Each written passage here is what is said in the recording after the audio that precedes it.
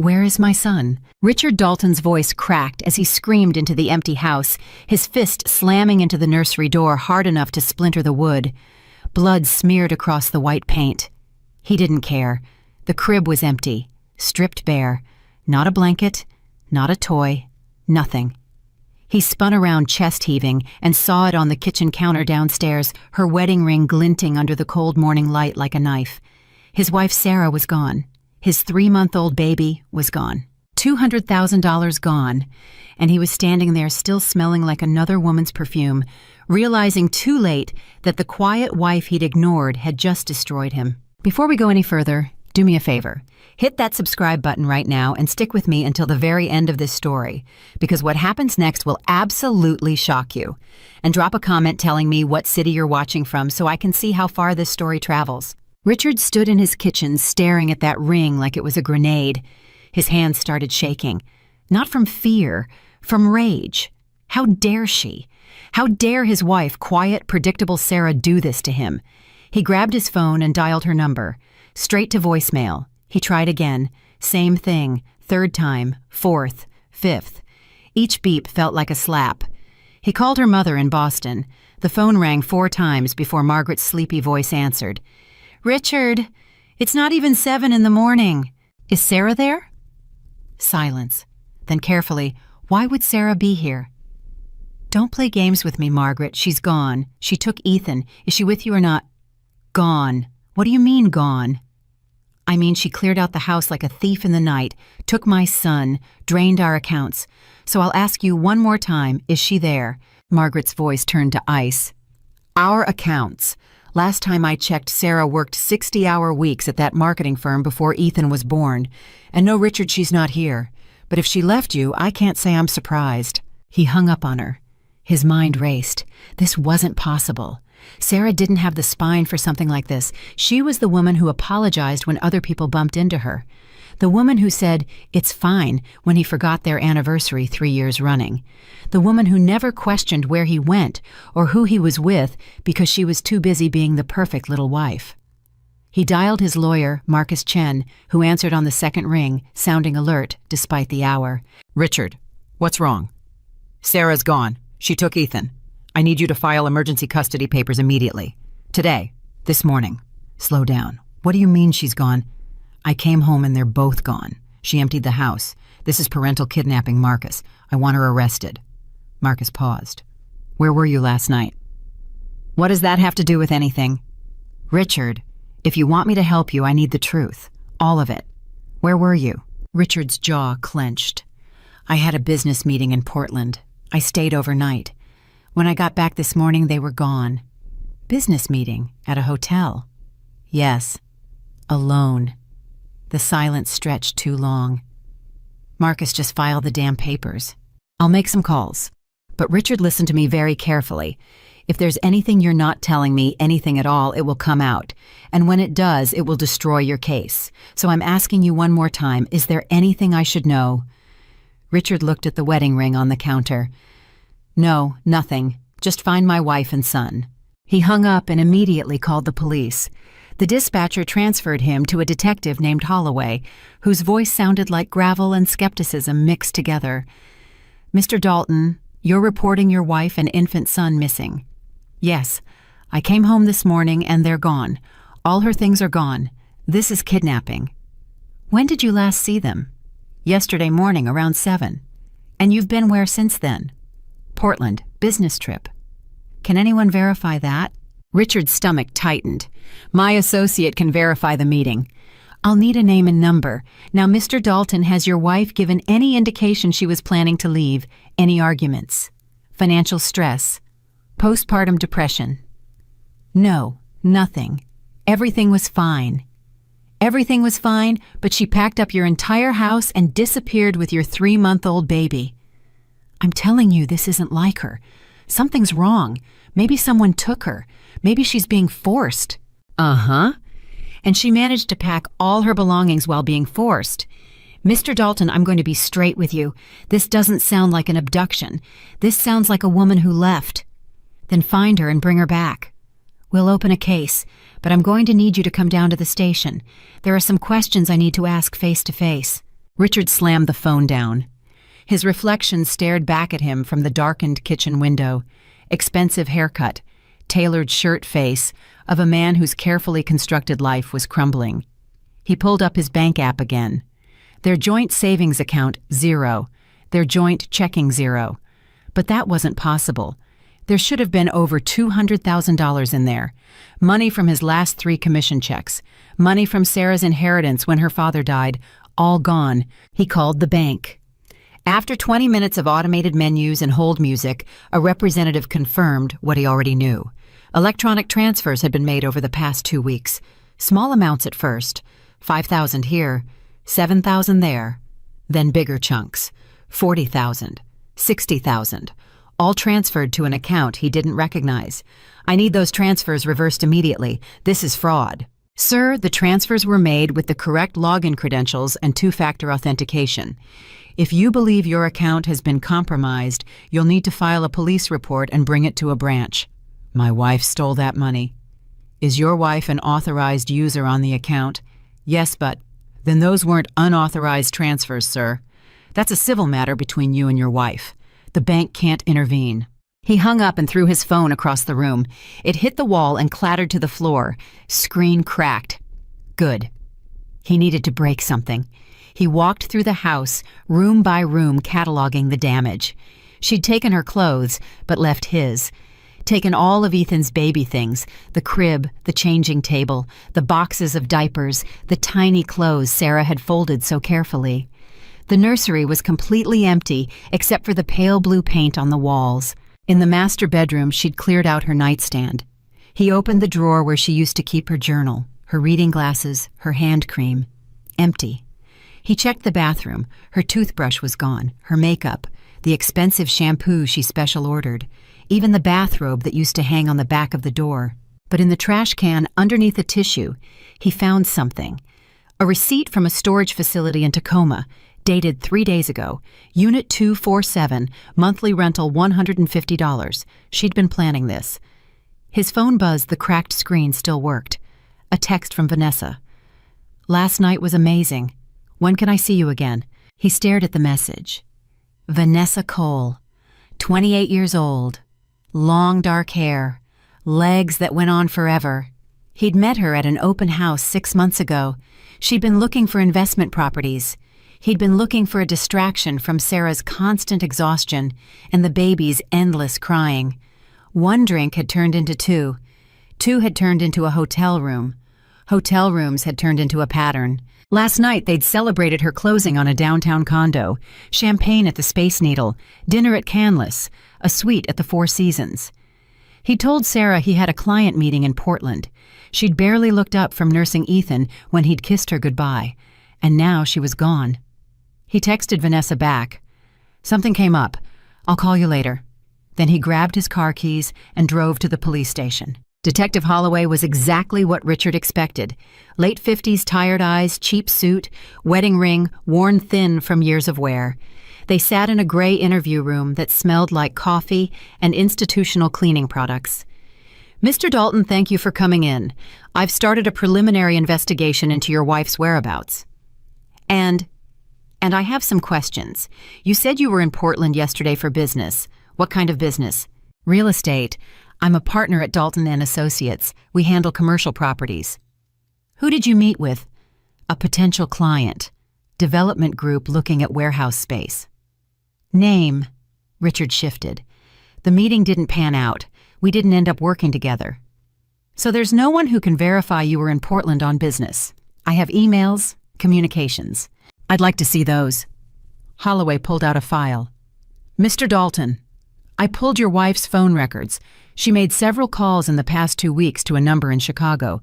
Do you know anyone in Chicago? No. The calls were long, 20 minutes, 30 minutes, some late at night. You didn't notice your wife having extended phone conversations. I work long hours. I'm not home every night. Right. You were in Portland. Holloway's eyes didn't blink. Except your credit card shows charges at the Four Seasons in Seattle. Last night. Room service for 2. Champagne. Richard's face went hot. I can explain that. Please do. I wasn't in Portland. I was with someone. But that has nothing to do with Sarah leaving. Doesn't it? Your wife finds out you're cheating, she takes your kid and your money and leaves. Seems pretty straightforward to me. Sarah didn't know. She never knew. You sure about that? Richard wasn't sure about anything anymore. Had she known? Was that why she'd been so quiet these past few weeks? He'd thought it was postpartum exhaustion. All those baby books said new mothers were tired, emotional, not themselves. He'd given her space, stayed out of her way, let her handle Ethan while he focused on work and Vanessa. But what if she'd known all along? Holloway slid a photograph across the table. Recognize this woman. Richard looked at the photo. Blonde hair, sharp features, mid-30s. No. Who is she? Emily Thorne. Ring any bells? Never heard of her. She and your wife went to college together, lost touch after graduation. But guess whose number shows up in your wife's call log starting 3 weeks ago? Emily Thorne's. So Sarah called an old friend. So what? Emily Thorne has an interesting background. Identity fraud, check kiting. She served 18 months in federal prison 5 years ago. Got out, moved to Chicago, supposedly went straight. And now your wife is missing, your money is gone, and Emily Thorne's phone number is all over Sarah's records. Richard's mind raced. You think this woman helped Sarah steal from me? I think your wife had help. I think she planned this carefully. And I think you're not telling me everything. Holloway leaned forward. Here's what I know for sure. Your wife isn't missing. She left. She took your child legally because she's his mother. She took money from a joint account, which is legal. And you're sitting here lying to me about where you were last night, which makes me wonder what else you're lying about. I want my son back. Then you should have thought about that before you spent the night with your mistress. Richard stood up. Are we done here? For now. But Mr. Dalton, a word of advice, get a good lawyer, because when we find your wife and we will find her, this is going to get ugly. Richard drove home in silence. The house felt bigger now, emptier. He poured himself a drink and sat in the living room where Sarah used to nurse Ethan in the middle of the night. He'd watch them sometimes from the hallway, her humming softly while the baby fed. He'd never told her that he watched, never told her that sometimes in those quiet moments he felt something close to regret. His phone rang. Marcus, I filed the emergency custody petition, but Richard, we have a problem. Sarah filed first. What? She filed for divorce and full custody 3 days ago, in Montana. She established residency at an address in Helena. The papers were just served to your office an hour ago. Montana? She doesn't know anyone in Montana. Apparently she does now, and her filing includes some allegations I need to ask you about. She claims adultery, financial abuse, and emotional abandonment. She's requesting full custody child support and half of all marital assets, including your partnership's stake in the firm. Richard's hands went numb. This is insane. Is any of it true? We're married. Everything I have is half hers anyway. This is just revenge. What about the adultery? Silence. Richard, I can't help you if you lie to me. Fine. Yes, there was someone, but Sarah has no proof. She has hotel receipts, credit card statements, text messages. She subpoenaed your phone records, Richard. She has everything. How did she get all of this? Because she's been planning this a lot longer than you realize, and now you're playing catch-up. Marcus paused. I have to ask, do you want your son back because you love him or because you don't want to lose? Richard looked at the empty nursery down the hall. He tried to remember the last time he'd held Ethan. Really held him, not just for a photo or when Sarah handed him over for 5 minutes. He tried to remember his son's laugh, his cry, the way he smelled after a bath. But all he could see was Sarah's face the day Ethan was born, exhausted and radiant, and looking at Richard like he was supposed to say something important. He'd checked his email instead. Both, Richard finally said. I want him back because he's mine. That's not good enough. The judge will see right through that. You need to want him because you're his father. I am his father. Then start acting like it. Marcus hung up.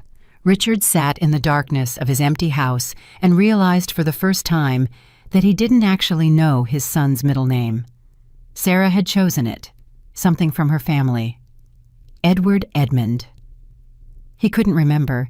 He'd been on his phone during the conversation, closing a deal, while she'd filled out the birth certificate paperwork. Ethan, something Dalton, his own son, and he didn't even know his full name. He picked up the wedding ring from the counter and turned it over in his hands. Inside the band, an inscription, "Forever starts today." He'd had it engraved the week before their wedding, back when he still believed in forevers, back when Sarah looked at him like he hung the moon, instead of like he was just another obligation to manage between feedings and diaper changes. When had that changed? When had her smile become tired? When had her eyes become empty? He couldn't pinpoint the moment. It had been gradual, a slow fade from vibrant to gray, and he'd let it happen because it was easier than asking what was wrong, easier than being present, easier than being the man she'd married instead of the man he'd become. His phone buzzed. Unknown number. He answered. "Hello?" "Stop looking for me." Sarah's voice, quiet, steady, nothing like the woman he thought he knew. "Sarah, where are you? Where's Ethan?" "He's safe. We're both safe. And that's all you need to know." "You can't do this. You can't take my son." "Our son. And yes, I can. I already did." "I'll find you. Marcus already knows you're in Montana. The police are looking for you. You can't run forever." "I'm not running, Richard. I'm done. There's a difference." "What does that mean?"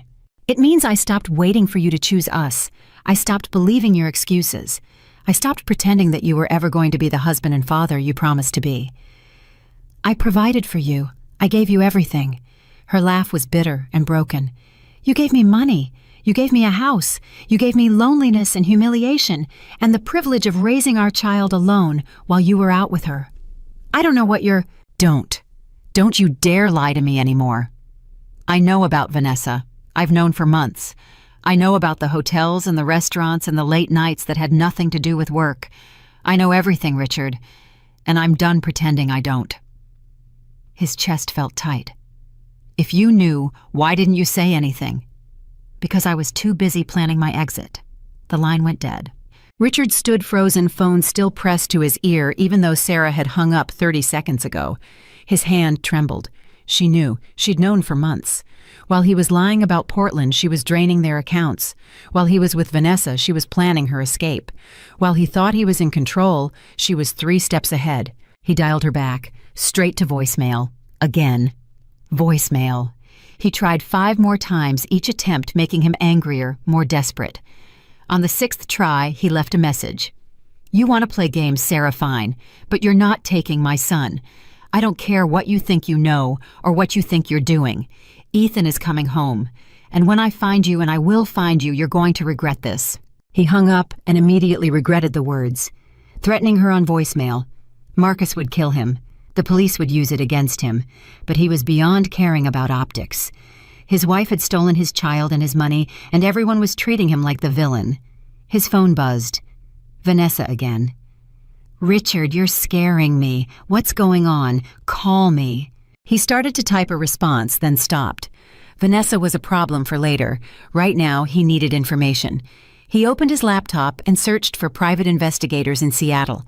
The first 3 websites looked cheap template designs with stock photos. The 4th one was different. Clean, professional. Kieran Vance Investigations. 20 years experience, specializes in family cases. Richard called the number. A woman answered. "Vance Investigations." "I need to speak with Kieran Vance. It's urgent." "Mr. Vance is with a client. Can I take a message?" "Tell him Richard Dalton is calling. Tell him my wife kidnapped my son and I need him found today." There was a pause. Keys clicking. "Hold, please." 30 seconds later, a man's voice came on the line. Deep, calm. The voice of someone who'd heard every story twice. "Mr. Dalton, this is Kieran Vance. You said your wife took your son." "Yes. This morning. I came home and they were both gone. She cleaned out our bank accounts. Over $200,000. The police won't help because technically she didn't break any laws. But I know she's in Montana and I need her found." "How do you know she's in Montana?" "My lawyer told me. She filed for divorce there 3 days ago." "And where were you when she left?" Richard hesitated. "Does that matter?" "It always matters. If you want me to help you, I need the whole picture. Not the version you tell yourself at night. The truth." Richard closed his eyes. "I was with someone else, another woman. My wife found out." "How long has the affair been going on?" 6 months. maybe 7. Does your wife have family in Montana? No, she doesn't know anyone there. That's why this doesn't make sense. Sarah's not the type to just disappear. She's quiet, predictable. She doesn't take risks. Kieran laughed, but there was no humor in it. Mr. Dalton, the woman you're describing, doesn't exist. The woman who took your son is smart, organized, and angry enough to burn down everything you built together. That's not predictable. That's dangerous. Can you find her or not? I can find her, but it's going to cost you. My retainer is $10,000 plus expenses. Fine, whatever it takes. I'll need access to your financial records, phone records, emails, everything. And Mr. Dalton, one more thing. When I find her, what exactly are you planning to do? Get my son back, legally or otherwise. Richard's jaw tightened. Whatever it takes. That's what I thought. I'll send over the contract within the hour. Kieran hung up. Richard sat back in his chair and tried to think clearly. Sarah was in Montana. She had help from this Emily Thorne woman. She'd been planning this for weeks, maybe longer, which meant she'd been lying to him the entire time, smiling at breakfast, kissing him goodbye, acting like everything was normal while she plotted her exit, just like he'd been doing with Vanessa. The thought made him sick, not because of the hypocrisy, because he was losing. His phone rang. Unknown number again. He answered immediately. Sarah. No. A woman's voice. Unfamiliar. Cold. This is Emily Thorne, Sarah's friend, the one you've never heard of. Richard's pulse jumped. Where is she?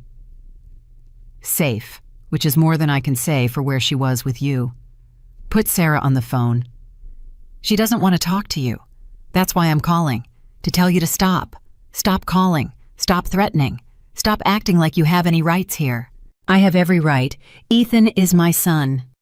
Really? When's his birthday? What? Simple question. When was your son born? Richard's mind went blank. July. Something. Early July. The 7th, the 9th. That's what I thought, Emily said. You don't even know your own kid's birthday, but you want custody. You want to drag Sarah through court and take away the only person who's ever actually cared about that baby. I'm his father. Biologically, sure, but you've never been a dad. You've been a paycheck, and not even a faithful one. How much did Sarah tell you? Everything. About Vanessa, about the hotels, about how you left her alone every night while she was drowning in postpartum depression, crying into a pillow so she wouldn't wake the baby, about how you never once asked if she was okay. Richard stood up, pacing. Sarah never said she was depressed. Because you never asked. You want to know the last conversation you had with your wife. Real conversation, not you barking instructions while checking your phone. She doesn't remember either, because it's been that long. Where is she, Emily? Somewhere you'll never find her. I already know she's in Montana. Emily laughed. Montana was a misdirection. The divorce filing was strategic. You really think Sarah would make it that easy? You don't know her at all. The line went dead. Richard threw his phone across the room. It hit the wall and clattered to the floor screen, completely shattered this time. He kicked the couch, swept his laptop off the desk, grabbed the whiskey bottle and threw it at the fireplace. Glass exploded. Amber liquid splattered across the white walls. And then he heard it. A car door slamming outside. He ran to the window. A black sedan sat in his driveway. Detective Holloway stepped out, along with a younger detective Richard didn't recognize. They walked toward his front door with the slow, deliberate pace of people who weren't in a hurry because they knew he wasn't going anywhere. Richard opened the door before they could knock. Detective? Mr. Dalton, this is Detective Rivera. We have some follow-up questions. Can we come in? Do I have a choice? You always have a choice, but it'll look better if you cooperate. Richard stepped aside. They walked into his destroyed living room. Holloway's eyes scanned the broken glass, the overturned furniture, the hole in the wall where Richard's fist had connected earlier. Rough morning, Holloway asked. What do you want? To talk about your wife and Emily Thorne. I don't know Emily Thorne. That's interesting because she knows a lot about you. We pulled her phone records. 43 calls with your wife over the past 3 weeks, some lasting over an hour. You really expect me to believe Sarah was planning all of this, and you had no idea. I work 60-hour weeks. I'm not home watching her make phone calls. Detective Rivera spoke for the first time. Where were you working last night, Mr. Dalton? I already told you, I was at a hotel. With Vanessa Cole. Richard's stomach dropped. How do you know her name? Because we talked to her this morning. She confirmed you spent the night together. She also confirmed this wasn't the first time. She gave us dates, locations, receipts. She was very cooperative. You had no right to drag her into this. We had every right, Holloway said. Your wife is missing. Your son is missing. And you lied to us about your whereabouts. That makes you a person of interest. I'm not a suspect. I'm a victim. Are you? Because from where I'm standing, you look like a husband who got caught cheating and is now trying to punish his wife by using the legal system to take her child. That's not what this is. Then what is it? Richard's hands clenched into fists. It's about my son, about getting him back where he belongs. With you, a man who doesn't know his own kid's birthday, who spends his nights with his mistress while his wife raises their baby alone. How I spend my time is none of your business. It is when it's relevant to the case. And Mr. Dalton, it's very relevant. Holloway pulled out a folder. We subpoenaed your credit card statements. Hotel charges every Tuesday and Thursday for the past 4 months. Always the same hotel. Always charged to a room under Vanessa Cole's name. You were systematic about it, careful, except you weren't careful enough. What's your point? My point is that your wife knew. She knew exactly what you were doing, and she documented everything. Bank statements, credit card records, photos. She hired her own private investigator 2 months ago. She has pictures of you and Vanessa, timestamps, locations. She built a case against you while you thought she was home baking cookies and changing diapers. Richard felt the floor shift under him. That's impossible. Sarah doesn't have that kind of money. She didn't, but her friend Emily did. And Emily has experience making people disappear, including herself. She served time for identity fraud, Mr. Dalton. She knows how to create new lives for people, new names, new social security numbers, new everything. So arrest her. For what? Helping a friend leave an abusive marriage. I never abused Sarah. Neglect is abuse. Infidelity is abuse. Making someone feel worthless in their own marriage is abuse. You might not have hit her, but you hurt her. And now she's gone. Rivera stepped forward. Mr. Dalton, we're not here to judge your marriage. We're here to find your wife and son and make sure they're safe. If you know anything about where Sarah might go, anyone she might contact, now is the time to tell us. Richard shook his head. I've told you everything I know. Have you? Holloway tilted his head. Because Vanessa Cole told us something interesting. She said you talked about Sarah sometimes, about how she was distant after the baby, how she wasn't the same woman you married, how you felt trapped. I never said that. She recorded some of your conversations. Did you know that? Richard's blood ran cold. What?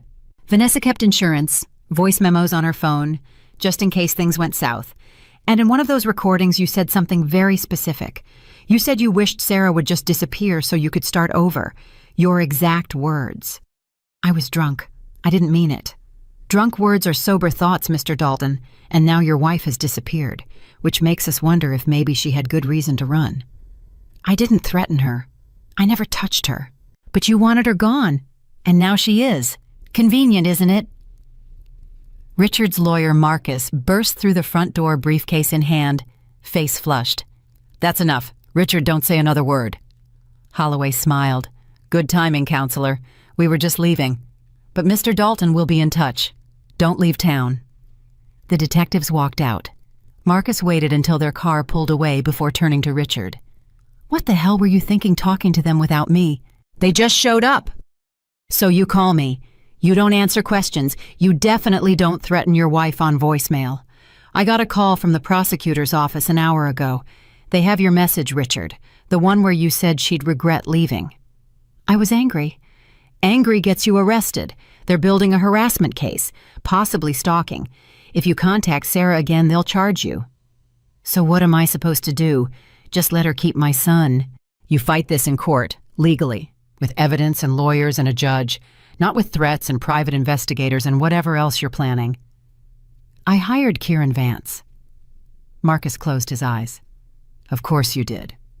Richard Vance is good, but he's also expensive and he doesn't always play by the rules. If he finds Sarah and something goes wrong, you're liable. You understand that? I understand that my wife stole my child and everyone is acting like I'm the criminal.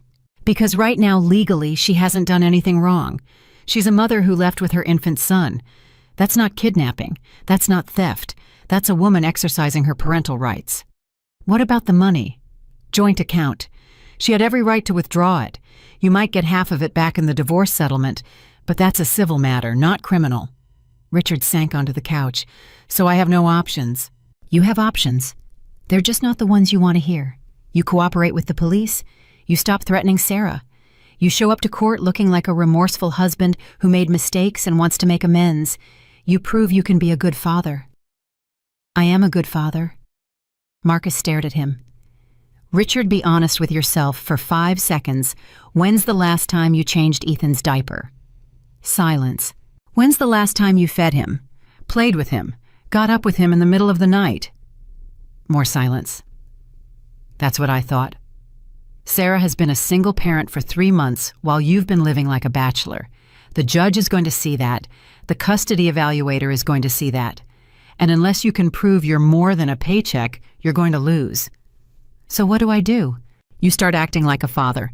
But first you need to tell me the truth about Vanessa. All of it.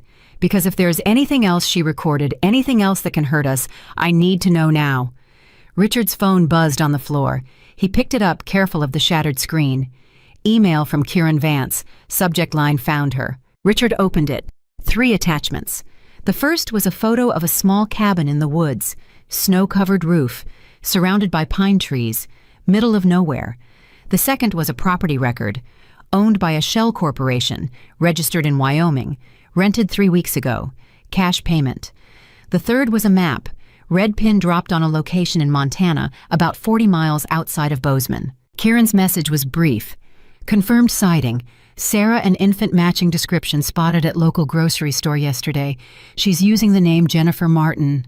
Black Honda CRV Montana plates. Emily Thorne's name is on the rental agreement. They're not hiding well. I can have eyes on the location within 6 hours. What do you want me to do? Richard looked up at Marcus. Kieran found her. Richard, no. Whatever you're thinking, don't. I'm thinking about getting my son back. Through legal channels. We file an emergency motion. We get the local police involved. We do this the right way. The right way takes weeks, months. By then she'll be gone again. Or you go up there yourself and get arrested for trespassing harassment or worse. Is that what you want? To lose everything because you couldn't wait for the system to work. Richard stared at the photo of the cabin. Sarah was in there right now, with Ethan, his son, living some fantasy life where she got to play victim while he was the villain, all because he'd made a few mistakes, all because he'd needed something she couldn't give him anymore. He typed a response to Kieran, "Keep watching. I'm coming up there." Marcus grabbed his arm. "Richard, listen to me very carefully. If you go to Montana, if you confront Sarah, if you do anything that even looks like intimidation, you will lose your son forever. Not temporarily, forever. The court will see you as unstable, violent a threat. Is that what you want? I want my family back. Your family is gone. Sarah made sure of that. Now you have 2 choices. You can accept it and try to salvage some kind of relationship with your son through custody arrangements, or you can fight dirty and lose everything. There's no third option." Richard pulled his arm away. "You're fired." "What?" "I said you're fired. Send me your final bill." "Richard, don't do this. Get out of my house." Marcus stood there for a long moment, then shook his head. "You're making the biggest mistake of your life." "Wouldn't be the first time." Marcus left. Richard was alone again in his destroyed living room with nothing but a photo of a cabin and a plan forming in his mind. He called Kieran back. "I need you to watch the cabin. 24 hours. I want to know everyone who comes and goes. I want to know their routine, and I need you to find out if there's a back entrance." "Mr. Dalton, what exactly are you planning?" "I'm planning to get my son back. The legal way or the other way?" Richard looked at the wedding ring still sitting on the counter. He picked it up and squeezed it so hard the metal cut into his palm. "Whatever way works." Richard booked a flight to Bozeman, leaving in 4 hours. He threw clothes into a duffel bag without thinking about what he was packing. Shirts, jeans, his phone charger. Nothing else mattered. He was halfway to the door when his phone rang. Vanessa. He almost didn't answer, but something made him pick up. Richard, thank God. I've been trying to reach you all day. The police came to my office. They asked me about us, about our relationship. I didn't know what to say. So, you told them everything? I had to. They said I could be charged with obstruction if I lied. They had hotel records, Richard. They already knew. You recorded our conversations. Silence on the other end. Then quietly. How did you know? The police told me. Voice memos. Vanessa, really? I was protecting myself. You're married. I needed insurance in case your wife found out and came after me. Well, she found out. And now she's gone. And the police think I had something to do with it. Did you? The question hit him like a slap. Are you serious right now? I don't know what to think. You said things, Richard, when you were drunk, about wanting to start over, about Sarah being in the way. I never said that. You did. You said if Sarah wasn't around, we could be together. You said you wished she would just disappear. Richard's grip tightened on the phone. I was venting. I didn't mean it literally. Then where is she? I don't know. That's what I'm trying to figure out. The police said she took your son and all your money. They said she planned it for weeks. Richard, what did you do to her? I didn't do anything. This is Sarah's revenge for the affair. She's trying to destroy me. Or she's trying to survive you. The line went dead. Richard stared at his phone. Even Vanessa was turning on him. The woman he'd risked everything for, and she was acting like he was some kind of monster, like he'd driven Sarah away, like this was his fault. He grabbed his bag and headed for the door. His phone buzzed again. Text from Kieran. Update subject left cabin at 2:47 p.m., drove to town, post office and pharmacy, returned 4:15 p.m., one adult female visible, infant confirmed in back seat. Second female matches. Emily Thorne description arrived at cabin 5:30 p.m. driving separate vehicle. Both cars still on property. Advise you do not approach alone. This could go sideways fast. Richard texted back, I'm on my way. Keep watching. He drove to the airport going 20 over the speed limit the whole way. His mind raced faster than the car. What was he going to do when he got there, knock on the door and ask nicely for his son back, call the local police and hope they'd help, or do what he really wanted to do, kick the door down and take what was his? At the airport, he checked his bag and made it through security with 10 minutes to spare before boarding. He bought a coffee he didn't drink and sat at the gate trying to look normal while his insides twisted into knots. Around him, families traveled together, a young couple with a baby, an older man reading a newspaper, a woman on her phone laughing at something. Normal people living normal lives. Richard used to be normal, used to have a wife and a kid and a house and a career. Now he had nothing but a plane ticket and a plan that would probably land him in jail. His phone rang. Unknown number. He answered. Mr. Dalton, this is Detective Holloway. Where are you right now? Richard's heart stopped. Why, because I have a warrant for your arrest if you don't answer the question. Where are you on Seattle? At home. Don't lie to me. I can hear the airport announcement in the background. Where are you going? Richard closed his eyes. Montana. To do what? To see my son. No, you're going there to confront your wife. Maybe worse. Mr. Dalton, I'm ordering you to turn around and come back to Seattle immediately.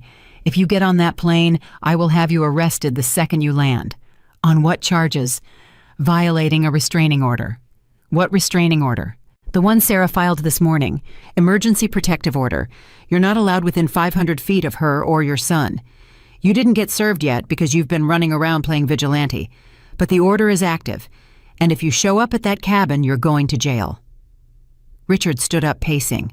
Other passengers stared. He didn't care. She can't do that. I'm his father. She can and she did. The judge granted it based on your voicemail threats and Vanessa Cole's recorded conversations. You're considered a danger, Mr. Dalton, to Sarah and to yourself. This is insane. What's insane is you getting on a plane to Montana when every law enforcement agency in the state has been notified to watch for you. What's insane is throwing away any chance you have at custody because you can't control your temper. What's insane is choosing revenge over your son. I'm not choosing revenge. I'm choosing to be a father. Then act like one. Come back to Seattle. Work with your lawyer. Go through the proper channels. Because I promise you, if you set foot on that property, you will lose everything. The gate agent announced boarding for first class. Richard watched people line up with their carry-ons and their calm faces and their uncomplicated lives. Mr. Dalton, are you listening to me? Yeah, I hear you. Good. Now get in your car and go home. I'll pretend we never had this conversation. Richard hung up. He looked at his boarding pass. Seat 12A window. He could still get on the plane. Holloway was bluffing. There was no way every cop in Montana was watching for him. Sarah's restraining order probably hadn't even been processed yet. He could get there, get Ethan, and be gone before anyone knew it happened. Or he could end up in handcuffs. His phone buzzed. Email from an attorney he didn't recognize. Subject emergency custody hearing. He opened it. Legal documents. Pages of them. Sarah's petition for full custody. Her affidavit describing his neglect, his infidelity, his emotional abuse. Statements from her doctor about postpartum depression that Richard never noticed. Statements from neighbors who heard him yelling. Bank records showing he spent thousands on Vanessa while Sarah struggled to buy groceries. And at the bottom, a court date. 10 days from now, King County Superior Court. Judge Patricia Morrison presiding. 10 days to prove he was a fit father. 10 days to undo 3 months of damage. 10 days to become someone he'd never been. The gate agent called his row. Richard grabbed his bag and walked toward the jetway. At the entrance, he stopped. The agent scanned his boarding pass and waved him through. He took one step, then another, then he stopped again. His phone buzzed. Text from Kieran. New development. Third vehicle just arrived. Local sheriff, talking to Sarah at front door. Something's happening. You need to see this. Attached was a photo. Sarah standing in the doorway of the cabin holding Ethan. Sheriff's deputy on the porch hand on his radio. Emily visible in the background. Richard zoomed in on Ethan. His son, 3 months old now, bigger than the last time Richard had held him. Wearing a blue onesie Richard didn't recognize. Sarah must have bought new clothes, with his money, for his son, without him. He turned around and walked off the jetway. The gate agent called after him. Sir, you need to board now. Richard kept walking, through the terminal, past security, out to short-term parking. He sat in his car and called Kieran. What's happening? Sheriff just left. He was there maybe 15 minutes. Sarah looks shaken. Emily's packing their cars. I think they're getting ready to move again. Where? I don't know yet, but if they leave tonight, we'll lose them. The cabin rental ends tomorrow. After that, they could go anywhere. Canada, Mexico, disappear completely. Richard's hands gripped the steering wheel. Can you stop them? Not legally. I can follow them, but if they split up, I can only track one vehicle. And if they know I'm following, they'll call the cops. So what do I do? Honestly, Mr. Dalton, you go home, you let her go. You fight this in court like a normal person instead of turning it into a chase scene. I can't do that. Then you're going to lose your son. Not because Sarah's smarter than you, though she is.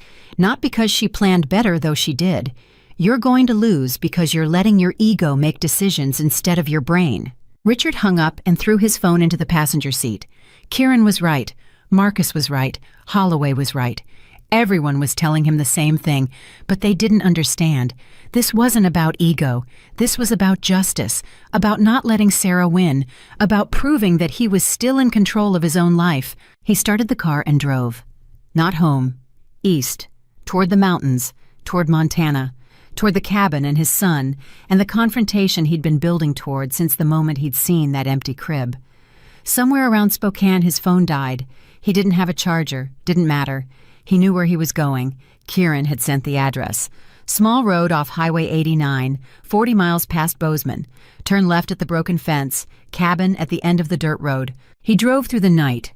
Past midnight. Past 1. Past 2.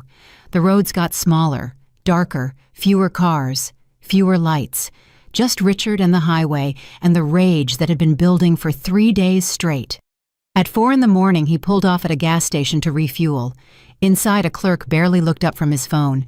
Richard bought a coffee and a phone charger, plugged his phone in at a table, waited for it to power on. 53 missed calls, 29 voicemails, Texts from Marcus from Holloway, from Vanessa, from his business partner, asking where the hell he was because he'd missed 3 client meetings.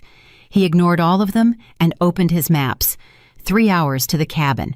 He could be there by sunrise. His phone rang. Kieran, where are you? Almost there. Mr. Dalton, you need to turn around right now. What happened? Sarah's attorney got wind that you're coming. She filed an emergency motion with the local court. There's a deputy stationed at the cabin. If you show up, you're getting arrested on sight. Let them arrest me. I don't care anymore. You should care, because Sarah's attorney is arguing that you're unstable and dangerous. Every move you make proves their case. You fired your lawyer. You violated a restraining order. You're stalking your wife across state lines. You think a judge is going to give you custody after this? I just want to see my son. Then go through the proper channels. Schedule supervised visitation. Prove you're responsible. But if you show up at that cabin, the only thing you're proving is that Sarah was right to run. Richard ended the call. He sat in the gas station parking lot watching the sky turn from black to gray to pink. Sunrise. Somewhere in a cabin 3 hours away, Sarah was probably waking up, making coffee, feeding Ethan, starting her day in the new life she'd built without him. And he was sitting in the gas station in the middle of nowhere, trying to decide if he was a father or a fool. His phone buzzed, text from a number he didn't recognize. "This is Emily. I'm giving you one chance to walk away. Sarah doesn't want a war. She wants peace. If you get back in your car and go home, we'll work out a custody arrangement, supervised visits, holidays, a real co-parenting plan. But if you show up here, if you force this confrontation, you'll never see Ethan again. Not because of the courts, because Sarah will disappear, and you'll spend the rest of your life wondering where your son is. Your choice." Richard read the message 3 times. It was a threat, but it was also an offer. He could turn around, go home, hire a new lawyer, show up to court looking remorseful, tell the judge he made mistakes but he was ready to be better. Or he could keep driving. He put the car in gear and pulled back onto the highway, east, toward the mountains, toward his son. 2 hours later, his phone rang again. Holloway. "Mr. Dalton, I know you're still driving. I know you're almost there. And I'm telling you one last time, turn around." "How do you know where I am?" "Because I've been doing this job for 30 years, and I know how men like you think. You think you're the hero. You think you're rescuing your son from the evil wife who betrayed you. But you're not the hero, Richard. You're the reason she left. You don't know anything about my marriage. I know enough. I know you spent 6 months cheating while your wife was drowning. I know you never noticed she was falling apart because you were too busy with your mistress. I know you don't even know your own kid's middle name. How do you know that? Because Sarah told me when I interviewed her yesterday. She called me Richard, not to report you, to warn me. She said you were coming, and she was scared of what you might do. I would never hurt her." "You already did. You just don't see it as hurt because you never hit her." "But neglect is violence. Infidelity is violence. Making someone feel invisible in their own marriage is violence. And now you're about to commit actual violence by forcing your way onto that property." "I'm going to see my son." "No, you're going to get arrested. And when you're sitting in a Montana jail cell, Sarah's going to be on a plane to somewhere you'll never find her. Is that what you want?" Richard's hands trembled on the wheel. "What I want is my family back. Then stop destroying it." The call ended. Richard kept driving. He was 20 minutes from the cabin now. 15. 10. He turned off the highway onto a smaller road, gravel crunching under his tires, trees closing in on both sides. No other cars, no houses, just wilderness and the road and the cabin somewhere ahead. He saw the broken fence Kieran had mentioned, turned left. The road got rougher. His car bounced over potholes and rocks. Half a mile in, he saw it. The cabin. Smoke rising from the chimney. 2 cars parked outside. A sheriff's vehicle off to the side. Richard parked 50 yards back and killed the engine. He sat there breathing hard, hands shaking, mind racing. This was it. The moment he'd been driving toward for 3 days. He could get out of the car, walk up to that door, demand to see his son. And then what? The door to the cabin opened. Sarah stepped out holding Ethan. Even from this distance, Richard could see how different she looked. Not exhausted, not defeated, strong, determined, free. Emily came out behind her, followed by a sheriff's deputy. They were leaving. Sarah put Ethan in a car seat in the back of her Honda, buckled him in carefully, kissed his forehead. Emily loaded bags into the trunk. The deputy stood watching hand near his weapon. Richard's door handle was in his hand. He could still stop this. Run up there, grab Ethan, drive away before anyone could react. Except the deputy would shoot him, or tackle him, or arrest him. And then what Ethan would watch his father get dragged away in handcuffs. That would be his first real memory of Richard. Not love, not safety. Violence and chaos and police. Sarah looked up. Directly at Richard's car. She saw him. Their eyes met across 50 yards of dirt road. Richard's hand was on the door handle. One pull and he'd be out. One sprint and he'd reach her. One moment and everything would change. Sarah's expression didn't change. She just looked at him. Calm, sad, final. Then she got in her car. Emily got in the other car. The deputy got in his vehicle. And all three cars drove away in different directions, leaving Richard sitting alone in the woods with an empty cabin in front of him and the crushing realization that he'd just lost everything. Richard sat in his car for 20 minutes after they left, staring at the empty cabin. His phone buzzed. He ignored it. Buzzed again and again. Finally, he looked. Kieran. They're gone. All three vehicles went different directions. I followed Sarah's Honda, but lost her at the state line. She knew exactly what she was doing. I'm sorry, Mr. Dalton. It's over. Richard threw his phone out the window, watched it disappear into the brush. Then he got out of the car and walked toward the cabin. The door was unlocked. Inside, it was already stripped clean. No furniture, no clothes. No sign anyone had been there except for a coffee cup in the sink and a single baby sock on the floor. Richard picked up the sock. It was so small. He'd forgotten how tiny Ethan's feet were.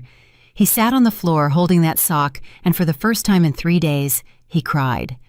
Not angry tears, not frustrated tears, the kind of tears that come from somewhere deeper, the kind that hurt coming out. His son was gone. He stayed there until sunset, then got in his car and started driving back to Seattle. No phone, no GPS, just memory and highway signs. Somewhere around Missoula, he stopped at a convenience store and bought a burner phone with cash.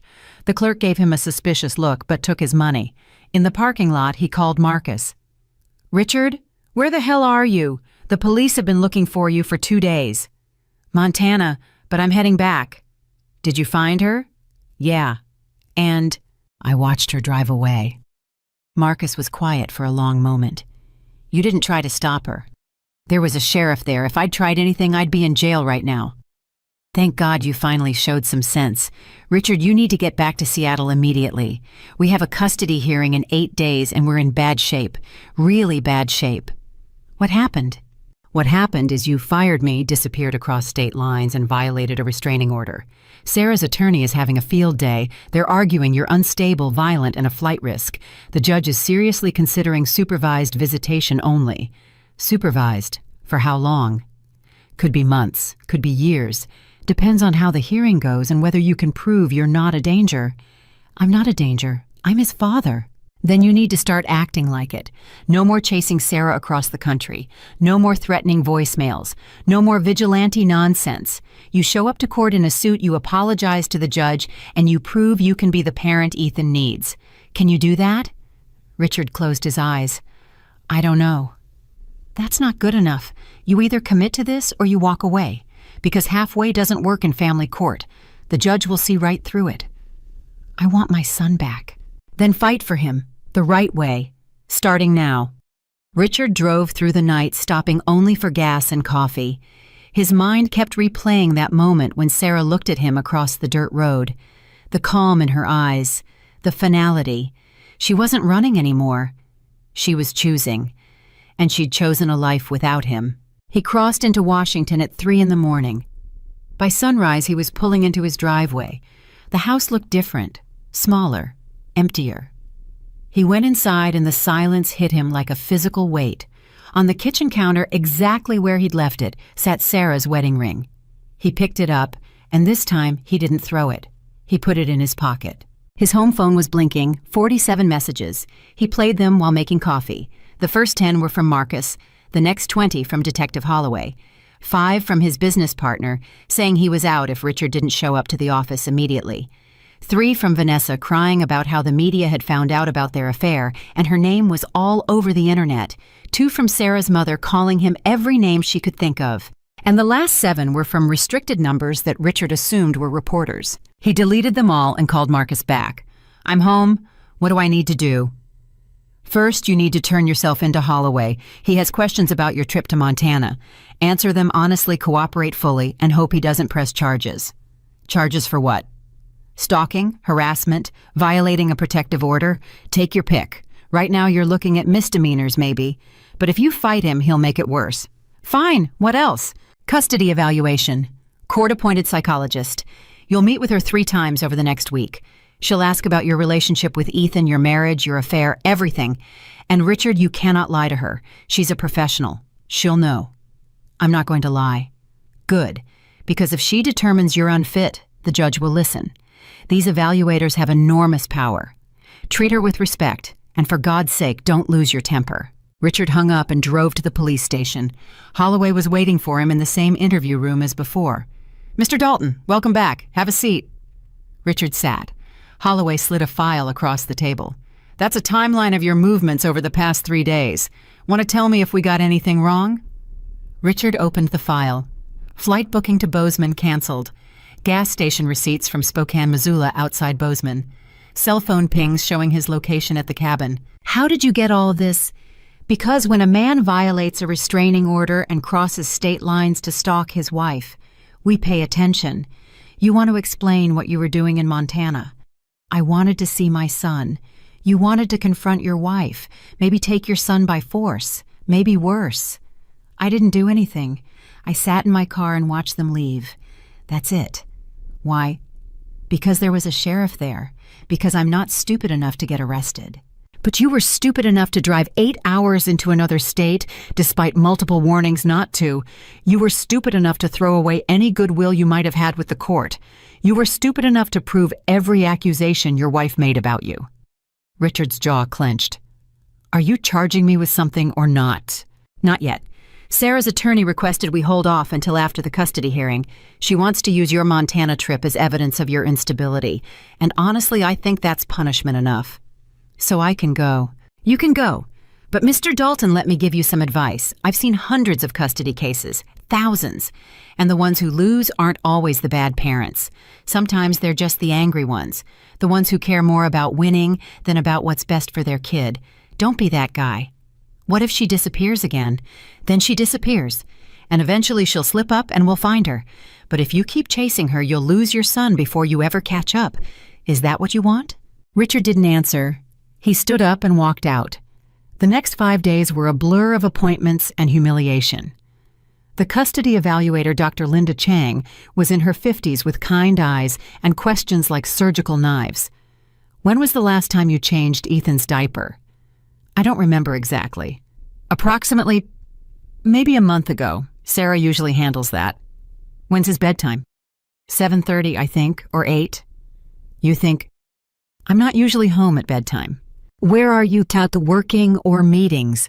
With Vanessa Cole. Richard's hands clenched. "Sometimes. Did your wife know about the affair?" "Not until recently." "How do you think she felt when she found out?" "Hurt, angry." "Did you apologize?" "I didn't get the chance. She left before I could explain." Dr. Chang made a note.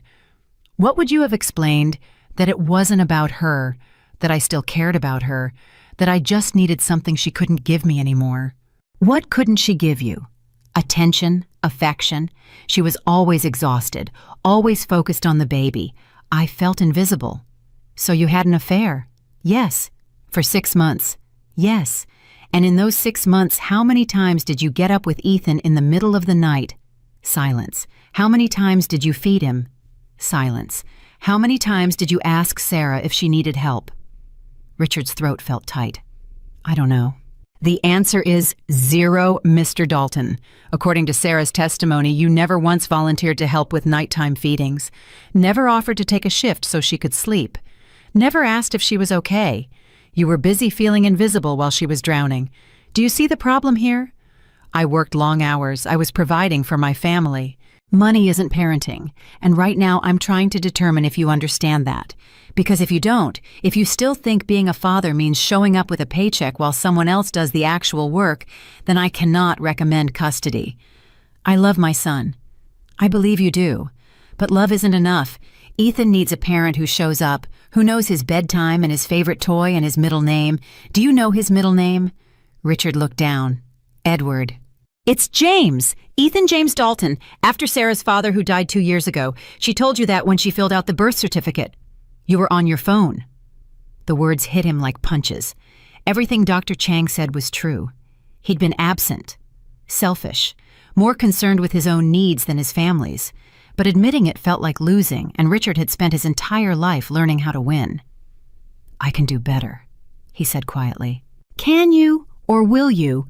Because those are very different things. On the 6th day, Richard met with a new lawyer. Jennifer Park was younger than Marcus Sharper and had a reputation for winning impossible cases. I'll be honest with you, Mr. Dalton. Your case is a disaster. The Montana trip alone is enough to sink you. Add in the affair, the emotional neglect, the threatening voicemails, and you're looking at supervised visitation at best. So what do? You take responsibility, no excuses, no blaming Sarah. You stand up in court and tell the judge you failed as a husband and a father, but you're committed to doing better. You outline a specific plan for how you'll be involved in Ethan's life, parenting classes, therapy, whatever it takes. And if the judge doesn't believe me, then you lose. But if you go in there defensive and angry, you'll definitely lose. This is your one shot to show you're capable of change. Don't waste it. The custody hearing was on a Tuesday morning. Richard wore his best suit and arrived 30 minutes early. The courthouse was old with high ceilings and the smell of floor polish and anxiety. He sat on a bench outside the courtroom, watching other families go in and come out. Some crying, some relieved. All of them broken in different ways. At 9:45, Jennifer found him. Sarah's here. She's in the courtroom with her attorney and Emily Thorne. I need to warn you, she looks good, calm, together, like someone who's moved on. Where's Ethan? With a court-appointed monitor, he's in a private room. If the judge allows it, you might get to see him after the hearing. Might. Nothing is guaranteed, Richard. Remember that. They walked into the courtroom together. Richard saw Sarah immediately. She was sitting at the plaintiff's table wearing a simple blue dress, hair pulled back, no makeup, except a little around her eyes to hide the fact that she'd probably been crying. Emily sat behind her, protective and alert. Sarah didn't look at Richard. Not once. Judge Patricia Morrison entered, and everyone stood. She was in her 60s, gray hair, reading glasses on a chain, the expression of someone who'd heard every lie and excuse 1,000 times. Be seated. We're here for emergency custody determination in the matter of Dalton versus Dalton. Counsel, we have 90 minutes. Make them count. Sarah's attorney went first. Rebecca Winters was everything Richard expected. Polished, prepared, and ruthless. Your Honor, my client fled her marriage not out of spite, but out of survival. For 3 months, she was the sole caregiver to an infant, while her husband conducted an affair. She suffered from postpartum depression that went undiagnosed and untreated because her husband never noticed. She requested help repeatedly and was ignored. Finally, when she discovered concrete evidence of Mr. Dalton's infidelity, she made the difficult decision to protect herself and her son by leaving. And the $200,000 she took, Judge Morrison asked, funds from a joint account that she was legally entitled to access. She used that money to secure housing and provide for Ethan's needs. Every penny is documented and accounted for. What about the identity change? A safety precaution. My client was genuinely afraid of how Mr. Dalton would react, and her fears were justified. Within days of her leaving, he violated a restraining order, stalked her across state lines, and attempted to force a confrontation at her residence. Jennifer stood. Your Honor, Mr. Dalton drove to Montana to see his son. Not to harm anyone, not to commit a crime. He sat in his car and left when he realized the situation was being monitored by law enforcement. That's not stalking. That's a father trying to connect with his child. A father who violated a protective order, Rebecca countered. A father who left threatening voicemails. A father who, according to our custody evaluator's report, cannot name his own son's middle name, bedtime, or favorite food. This is not a man prepared to parent. This is a man who views his child as property. Judge Morrison looked at Richard. Mr. Dalton, stand up. Richard stood heart pounding. I've read Dr. Chang's evaluation. I've read the police reports. I've listened to your voicemail. Now I want to hear from you directly. Why should I grant you custody of a child you barely know? Richard's mind went blank. Every prepared speech, every carefully crafted answer disappeared. All he could think about was that sock in the cabin, that tiny blue sock that was all he had left of his son. I don't have a good answer, Your Honor. Everything Ms. Winters said is true. I was a terrible husband. I'm a stranger to my son. I made every wrong choice I could make, but I'm standing here asking for another chance because I know I can be better. Not for me, for Ethan.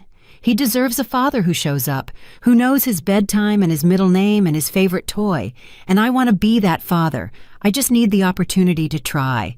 The opportunity to try is a privilege you earn, Mr. Dalton, not a right you're granted. What have you done in the past week to earn that privilege? I enrolled in parenting classes. I started therapy. I read 3 books on infant development. I know it's not enough. I know it doesn't undo 3 months of absence, but it's a start. Judge Morrison looked at Sarah. Ms. Dalton, you've been quiet. What do you want? Sarah stood slowly. Her voice was steady but soft. I want Ethan to be safe.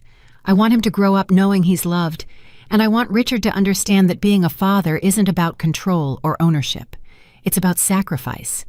If he can learn that, if he can prove he's willing to put Ethan's needs above his own, then I'm open to shared custody. But not yet. Not until I know he's changed. How long? 6 months. Supervised visitation only. Weekly sessions with Ethan and a monitor. Continued therapy. Proof of completion for parenting classes. After 6 months, we reevaluate. Judge Morrison nodded. Mr. Dalton, that's more than generous considering your behavior. What do you say? Richard looked at Sarah, really looked at her. For the first time in months, he saw her clearly, not as his wife, not as the woman who left him, but as a mother protecting her child from a man who'd proven he couldn't be trusted. I accept. Good. Here's my order. Supervised visitation every Sunday from 2 to 4 p.m. at a court-approved facility. Mr. Dalton will complete a 12-week parenting course and provide proof of attendance. Individual therapy twice a month with progress reports submitted to this court. No contact with Ms. Dalton outside of visitation arrangements. No social media posts about the case or the child. 1 violation and visitation is suspended. Do you understand? Yes, Your Honor. Ms. Dalton, do you agree to these terms? Yes, Your Honor. Then we're adjourned. Mr. Dalton, your first visitation is this Sunday. Don't be late. The gavel came down. Richard stood there as the courtroom emptied. Jennifer packed her briefcase. Sarah left with Rebecca and Emily without looking back. The bailiff started turning off lights, and Richard realized he'd just agreed to see his son for 2 hours a week, for 6 months, maybe longer. He'd lost. But somehow for the first time in days, he felt like maybe he could still win. Not the custody battle, something more important, the chance to actually be a father. Sunday came faster than Richard expected. He woke up at 6, even though the visitation wasn't until 2, couldn't sleep, couldn't eat, just paced his empty house rehearsing what he'd say to a 4-month-old baby who wouldn't understand a word. At noon he showered and changed clothes 3 times. Too formal looked like he was trying too hard. Too casual looked like he didn't care. He settled on jeans and a button-down shirt, then left an hour early because sitting in the house was making him crazy. The supervised visitation center was in a strip mall between a dry cleaner and a tax preparation office. Bright yellow walls, toys scattered everywhere. A woman at the front desk who smiled too much and talked too loud. You must be Richard. I'm Monica. I'll be supervising today. Have you done supervised visits before? No. Okay, so here's how it works. You'll have 2 hours with Ethan in the playroom. I'll be present the entire time taking notes. You can play with him, feed him if he's hungry, change him if needed. What you can't do is take photos, make phone calls, or discuss the custody case. Any questions? Is Sarah here? She dropped Ethan off 15 minutes ago. She'll be back at 4 to pick him up. You won't see her. That's part of the order. Monica led him to a small room with foam mats on the floor and a baby swing in the corner, and there, sitting in a bouncer seat, was Ethan. Richard's breath caught. His son had grown, not just bigger but different, more alert, more present. Ethan looked up when Richard walked in, eyes wide and curious. "Hey, buddy," Richard said, his voice cracking. "It's me. It's Dad." Ethan stared at him. No recognition, no smile, just the blank gaze of a baby looking at a stranger. Richard sat on the floor next to the bouncer. "I know you don't remember me. I know I haven't been around, but I'm here now. I'm going to be here every week, I promise." Monica sat in the corner with a clipboard. "You can pick him up if you want." Richard reached for Ethan, hands shaking. The baby felt heavier than he remembered, solid, real. Richard held him carefully like he might break. Ethan immediately started fussing. "It's okay," Monica said. "He doesn't know you yet. Try talking to him. Babies respond to voices." Richard tried. He told Ethan about his week, about the parenting class where he was the only man in a room full of mothers who looked at him like he was contaminated. About therapy where Dr. Harrison asked questions that made Richard want to walk out. About the empty house and the silence and how much he missed hearing a baby cry in the middle of the night. Ethan kept fussing, then crying, then screaming. "Maybe try the swing," Monica suggested. Richard put Ethan in the swing and turned it on. The crying got worse. He tried a pacifier. Ethan spit it out. Tried a bottle. Ethan turned his head away. "I don't know what he wants," Richard said, frustration building. "He wants his mom," Monica said gently. "You're new to him. It takes time." Time. Richard had 2 hours a week. That was it. 2 hours to undo 3 months of absence. 2 hours to become someone his son recognized. 2 hours that felt like both forever and nowhere near enough. By the end of the visit, Ethan had cried for 45 minutes straight. Richard's shirt was soaked with spit up. His arms ached from holding a baby who didn't want to be held. And when 4 o'clock came, he'd never been more relieved and more devastated at the same time. Monica took Ethan back. "Sarah's in the parking lot. You need to leave through the side exit so you don't cross paths." Richard walked to his car, feeling like he'd failed a test he didn't know how to study for. His phone buzzed. Text from Jennifer. "How did it go?" He didn't know how to answer that, so he just wrote, "He cried the whole time." "That's normal. Keep showing up. It gets easier." But it didn't get easier. The second visit was worse than the first. Ethan cried even harder, like he knew Richard was coming and dreaded it. The third visit, Ethan wouldn't even look at him. Just kept turning his face toward the door, like he was waiting for Sarah to rescue him. Richard started having nightmares. Dreams where he was chasing Ethan through empty rooms, always one step behind, never able to catch up. He'd wake up sweating, reaching for a child who wasn't there. Therapy with Dr. Harrison wasn't helping. "You're trying to force a connection," Dr. Harrison said during their 5th session. "You can't make a baby love you. You have to earn it. Slowly. Patiently." "I don't have time for slowly. I get 2 hours a week." "Then you make those 2 hours count. Not by trying to be perfect, by just being present. Stop performing and start connecting." "I don't know how." "That's the problem, Richard. You've spent your whole life performing. The successful businessman, the charming husband, the confident lover. But you never learned how to just be a person, flawed, uncertain, real. Being real doesn't pay the mortgage. No. But it builds relationships. And right now you need a relationship with your son more than you need anything else. The 4th visit, Richard tried something different. Instead of trying to make Ethan stop crying, he just sat there and let him cry. Didn't try to fix it. Didn't panic. Just held his son and said, I know you're upset. I'm here. I'm not going anywhere." Ethan cried for 20 minutes, then 15, then 10, and then for about 30 seconds he stopped and looked at Richard. Really looked at him, like he was trying to figure out who this person was.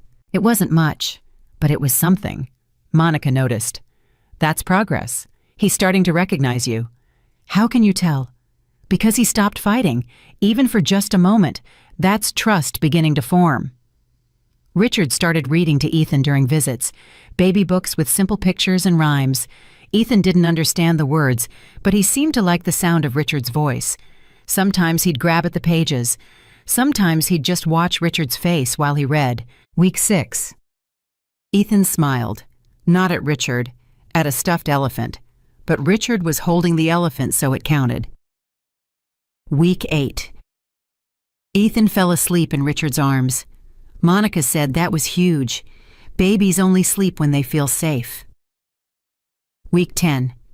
Richard showed up, and Ethan didn't cry, just looked at him with those big eyes and reached out his hand. Richard took the tiny fingers in his and felt something crack open inside his chest. This was his son, not his possession, not his property, his son. A whole separate person with thoughts and feelings and needs that had nothing to do with Richard's ego or pride or need to win. The parenting classes were humbling in ways Richard didn't expect. The instructor, a woman named Patricia, who'd raised 4 kids and fostered 12 more, didn't care about Richard's excuses or explanations. "You want to be a good father," she said during week 3. "Stop talking about what you're going to do and start doing it. Nobody cares about your intentions. Your kid cares about your actions." Richard learned how to change a diaper properly, how to test bottle temperature, how to read baby cues for hunger, tiredness, discomfort. Things Sarah had been doing alone for months while he was busy feeling invisible. He learned about developmental milestones, how babies Ethan's age were learning to roll over to track objects with their eyes to respond to familiar voices. All things Ethan was doing with Sarah that Richard was missing. He learned about postpartum depression, about how 1 in 7 new mothers experience it, about the symptoms, exhaustion, sadness, feeling overwhelmed, withdrawing from activities, difficulty bonding with the baby. Every single thing Sarah had shown and Richard had ignored. Patricia didn't sugarcoat it. "Your wife was drowning and you were on a yacht with your girlfriend. That's the truth. Own it or don't bother showing up next week." Richard owned it. Started keeping a journal his therapist suggested. Writing down everything he'd done wrong, everything he'd missed, everything he wished he could take back. The list got longer every day. 3 months into supervised visitation, Richard got a phone call from Rebecca Winters. "Mr. Dalton, Sarah would like to discuss the possibility of unsupervised visits." Richard's heart jumped. "Really?" "She's been reviewing Monica's reports. Your attendance has been perfect. Your interactions with Ethan have improved significantly, and Monica believes you're genuinely committed to being present." "I am." "Good, because Sarah wants to propose a trial period. 1 unsupervised visit per week, 4 hours instead of 2. In your home, with the understanding that if there are any issues we revert back to, supervised immediately." "When?" "This Sunday. Sarah will drop Ethan off at your house at 10 a.m. and pick him up at 2 p.m. She wants to see where her son will be spending time. Make sure it's safe." Richard spent the next 3 days baby-proofing his house. Outlet covers, cabinet locks, gates on the stairs. He converted his home office into a nursery, bought a crib, a changing table, baby monitors, toys, spent $2,000 at Babies R Us and didn't care. Sarah arrived exactly at 10 on Sunday. Richard opened the door and saw her for the first time in 3 months. She looked different, stronger, hair shorter, face calmer. "Hi," he said. "Hi." She carried Ethan in a car seat, a diaper bag over her shoulder. "Can I come in?" "Of course." Sarah walked through the house slowly, checking everything. The outlet covers, the locked cabinets, the nursery. She spent 5 minutes in there looking at the crib Richard had assembled himself, using YouTube videos and sheer determination. "You did all this?" she asked. "Yeah, I wanted him to have his own space here." Sarah touched the mobile hanging over the crib. Little stars and moons. "This was in his nursery at our old house. I kept it, kept everything, in case he ever came back." She turned to look at him. "Richard, he didn't leave. We're not coming back. You understand that, right?" "I know. This isn't about us getting back together. This is about you being a father to Ethan. That's all. That's all I want."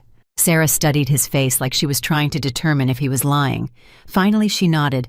"Okay, his schedule is in the diaper bag. Feeding times, nap times, everything. He's been a little fussy lately. Might be teething. There's gel in the bag if he needs it." "Got it. I'll be back at 2. Call me if there are any problems." She started to leave, then stopped. "Richard, I need you to understand something.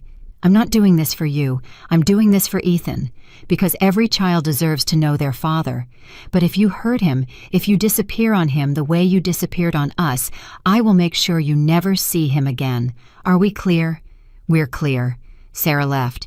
Richard was alone with his son for the first time ever. No Monica, no supervision, just the two of them. Ethan looked up at him from the car seat and smiled. Richard spent the next 4 hours doing exactly what the schedule said. Bottle at 10:30, tummy time at 11, diaper change at 11:45, nap at noon. He sat next to the crib while Ethan slept, just watching him breathe, terrified he'd stop. When Ethan woke up at 1:15, Richard changed him again and then just held him. Walked around the house talking about nothing. Showed him the backyard where they could play when he got bigger. The kitchen where Richard would teach him to make pancakes someday. The living room where they'd watch cartoons together. Ethan grabbed Richard's finger and held on tight. At 2 o'clock exactly, Sarah knocked. Richard opened the door holding Ethan, who was awake and content. Sarah's eyes widened slightly. "He looks happy. We had a good morning." "Any problems?" "None. He ate well, slept for about an hour. No fussing." Sarah took Ethan from Richard's arms. The baby immediately turned and reached back toward Richard. Not frantically, just a little hand extended like he wasn't quite ready to leave yet. Sarah saw it. "He's warming up to you." "I hope so." She buckled Ethan into his car seat, then turned back to Richard. "Same time next week." "I'll be here." Sarah started toward her car, then stopped. "Richard, I read Monica's reports, all of them, and I talked to Dr. Chang about your progress. They both said the same thing. You're trying, really trying. I just wanted you to know I see that. Thank you. Don't thank me yet. You've got a long way to go, but you're moving in the right direction." She drove away. Richard stood in the doorway long after her car disappeared, replaying those 4 hours in his mind. How natural it had felt. How right. The weekly visits became routine, then comfortable. Then something Richard looked forward to more than anything else in his life. He started taking photos of Ethan and putting them in an album. Started marking milestones. First time Ethan rolled over at Richard's house. First time he laughed at something Richard did. First time he reached for Richard when Sarah arrived to pick him up. 6 months after the custody hearing, they went back to court. Judge Morrison reviewed the reports, Monica's notes, Dr. Chang's updated evaluation, Richard's completed parenting course certificate, 6 months of perfect attendance at therapy. "Ms. Dalton," Judge Morrison said, "what are you recommending?" Sarah stood. "Joint custody, week on, week off, with the understanding that communication between us stays focused on Ethan's needs and nothing else." "Mr. Dalton, do you agree to those terms?" Richard looked at Sarah. She'd given him a second chance he didn't deserve.